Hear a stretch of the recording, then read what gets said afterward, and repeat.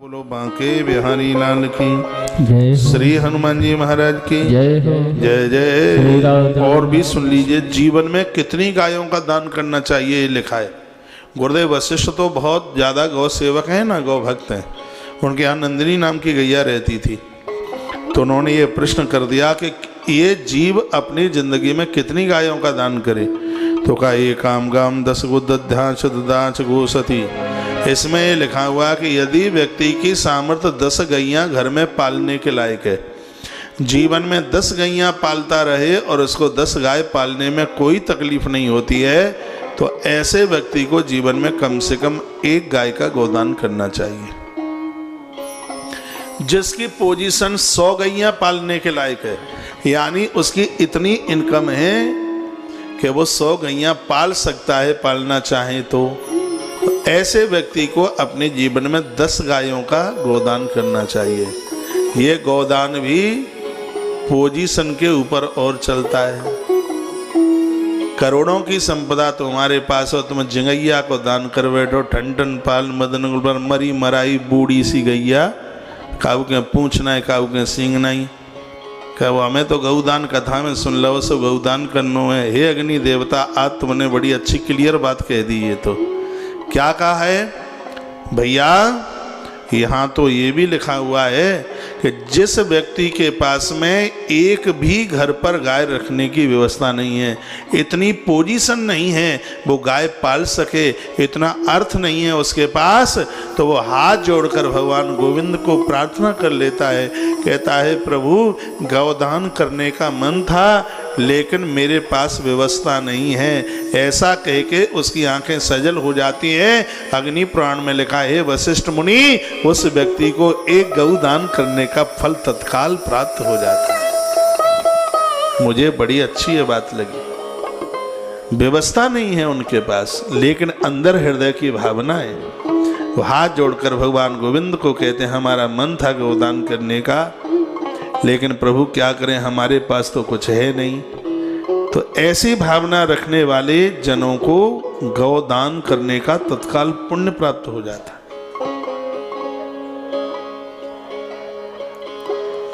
और जो 10 गैया पाल सकते हैं उनको जीवन में कम से कम 1 गाय का गोदान जरूर करना चाहिए। जिनकी सामर्थ्य 100 गायों को पालने के लायक है, 100 गैया को घर में भोजन पानी चारा सब कुछ दे सकते हैं, उनका गोदान तब ही सफलीभूत है वह 10 गायों का गोदान करें। और जो 1000 गाय घर पर पाल सकते हैं, पालो भले ही मत, लेकिन इतनी सामर्थ है कि आपके पास इतनी सामर्थ है कि आप जीवन भर 1000 गायों को भोजन पानी दे सकते हो, तो ऐसे उस धनवान व्यक्ति को अपने जीवन काल में 100 गायों का गोदान करना ही चाहिए। और जो कोई भैया 10,000 गाय पाल ले, उसके पास इतना धन है, उसके पास इतनी संपत्ति है कि वो 10,000 गाय पाल ले, ऐसे व्यक्ति को जीवन में 1000 गायों का गोदान जरूर करना चाहिए। ऐसा अग्निदेव ने कहा है। हमें पता है कि तुम ताली बजाओगे, पर इतनी मरी मराई बजाओगे जो नहीं था।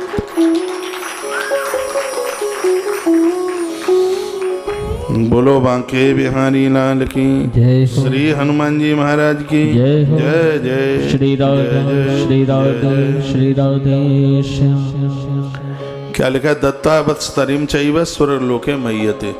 जो ब्यानी हुई गाय बछड़ा बछिया की गाय का गोदान करते हैं, स्वर्ग लोके महीयते, उनके स्वर्ग लोक की यात्रा को कोई रोक नहीं सकता।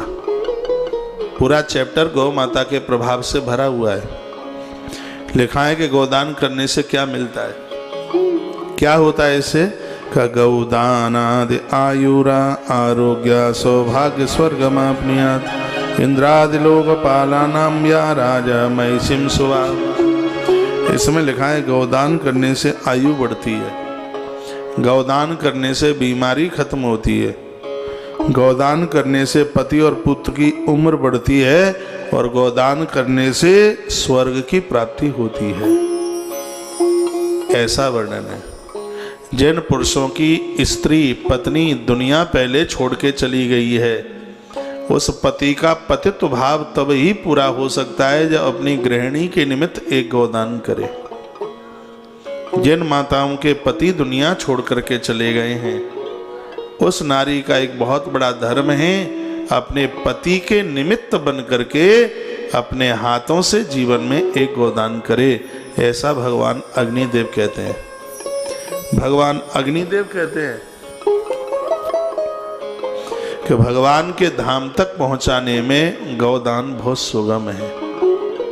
वो कहते हैं कि ऐसे लोग पहले मेरे लोक आते हैं, अग्नि लोक आते हैं, फिर मैं उनको बड़े आदर सम्मान के साथ यह देख के ये कौन से देवता का भक्त है, यदि वो विष्णु का भक्त होता है तो हम उसको रुद्र लोक पहुंचा देते हैं, और नारायण का भक्त होता है तो हम उसको विष्णु भवन की तरफ पहुंचा देते हैं। ये भगवान अग्निदेव ने बड़ी सुंदर सुंदर बातें कही।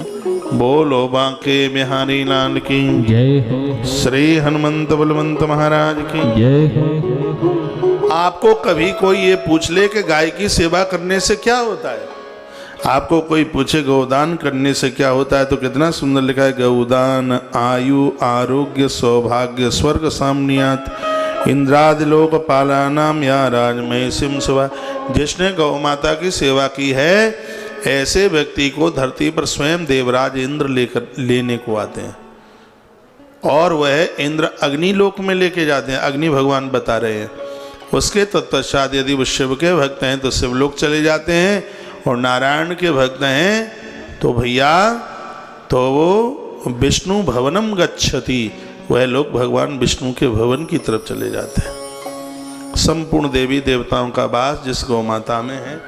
अब ये चैप्टर उठ गया है, इसलिए हम आपको ये बस बोले देते हैं, फिर आगे कथा में बढ़ना है। गौदान करने से, गौ माता की सेवा करने से क्या क्या प्राप्त होता है? आयु आरोग्य सौभाग्य। सौभाग्य कहते हैं परिवार की आयु। आयु आरोग्यता सौभाग्य यानी शुभ कर्म और स्वर्ग की प्राप्ति उन जनों को होती है जो किसी न किसी प्रकार से गौ मंगल के साथ में जुड़े हैं, गौ माता के साथ जुड़े हैं। तो ये 10 तरह की धेनु की बात आपके बीच में रखी गई है। इसका बहुत बड़ा प्रभाव है।